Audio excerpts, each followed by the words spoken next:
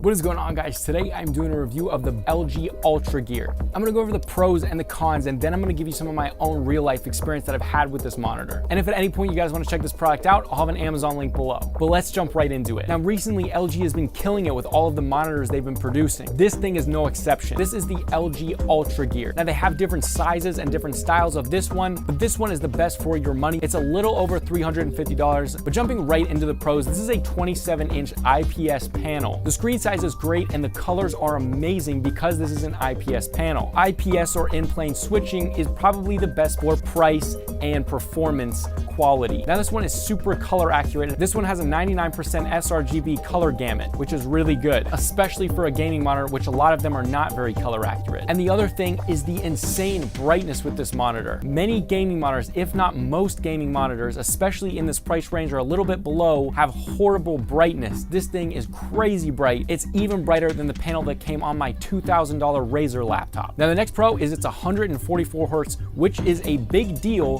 for an IPS panel. You can get a lot of very cheap 144 Hertz panels, but they are TN panels, which means terrible color accuracy, horrible brightness, horrible viewing angle. That's where the IPS is different from the TN panel, and that's why it's so much better. So it's a whole lot crazier to put 144 Hertz in an IPS panel like this. And as well as 144 Hertz, it has a 1 millisecond response time, which is also crazy for an IPS panel. Again, most of the crazy fast response times are in TN panels. This one's an IPS. Now, as far as resolution, this is a 1440p panel. Now, in my opinion, in a 27-inch monitor, 1440p is a perfect resolution. 1080p at this size just doesn't have the resolution. Things are a little bit fuzzy, and it's not good for a screen this big. 1440p, however, is very crisp and everything looks extremely clear. And 4K in a 27-inch monitor is overboard. You can't see all those pixels, and it's gonna exponentially increase the price. As well, for a gaming monitor, it takes a ton of power to actually 4K game. So it really doesn't make any sense to put a 4K panel inside of here, and as well, it probably wouldn't be 144 Hertz. It probably wouldn't be a fast response time. So this is the sweet spot for resolution. Now, another really cool thing that this thing packs into it is G-Sync. So if you have a GeForce graphics card, a GTX, or an RTX, this monitor can utilize that. And another cool thing this packs inside of it is HDR10. So if you have HDR10 enabled content, this thing can utilize that. So the next pro is build quality and quality control. LG has really good quality control. I looked all over the web to try to find someone that had a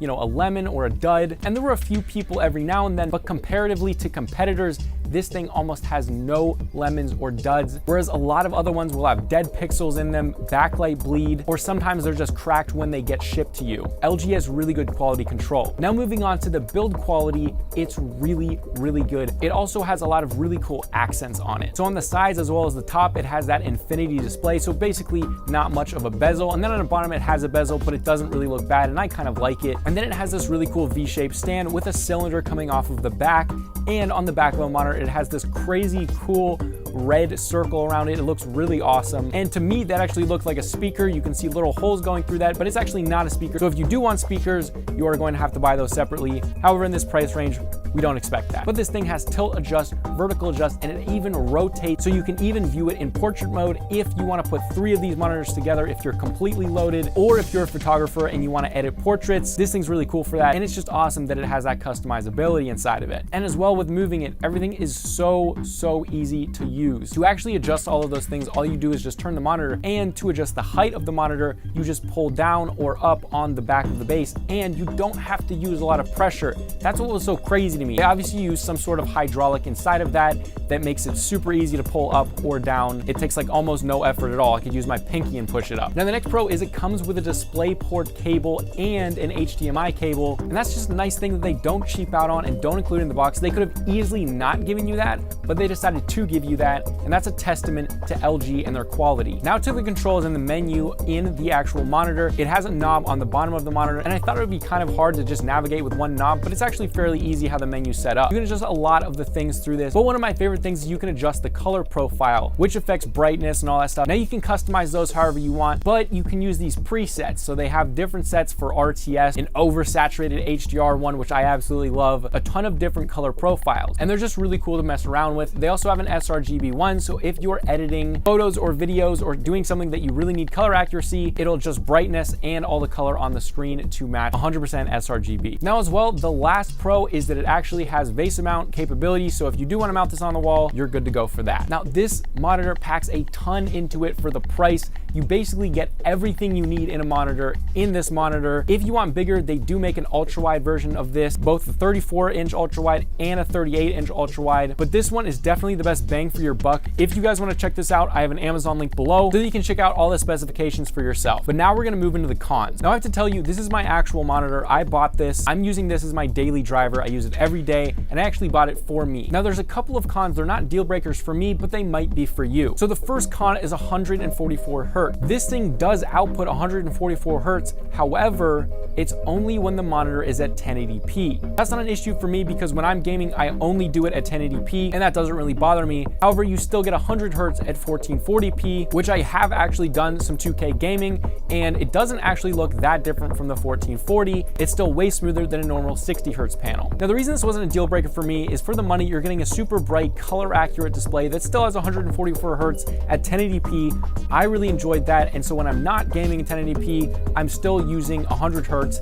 at 1440p. And I like that. It's still smooth to me. And I honestly can't see a huge difference. There is a difference, but it's not huge. So unless you're a very competitive CSGO player that wants to play in 2K, I don't think this is gonna be an issue for you. But if you're someone that needs 144 hertz at 2K, this monitor probably isn't the one for you. Now, another little nitpicky con, but it did kind of irritate me, is when you actually put the stand together, there's only two parts to it. You screw in the V stand to the actual cylinder, and then you clip that into the actual back of the monitor. But to screw in the V part to the actual cylinder, they have it a flathead screw, so you could use a flathead screwdriver to screw that in, but they also have this hand crank thing for you, and it's really flimsy, and there's no point to even add it. They should have just kept it without it, because in the beginning, I thought they put it there so you just needed to hand tighten it. However, I hand tightened it in the beginning, and it was kind of wobbling around, so you actually need to use a flathead screwdriver when installing this. And I'm a strong guy, and I screw that thing in tight. However, you can't screw it in that tight because it's very this flimsy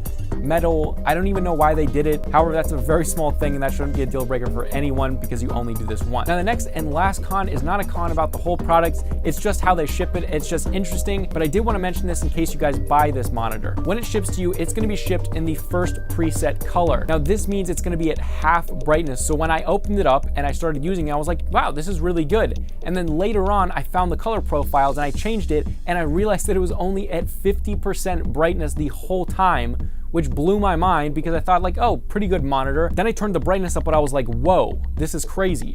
So definitely, if you get this monitor, go into the settings and change the color profiles right away. It's not hard. They have all presets. It's really easy.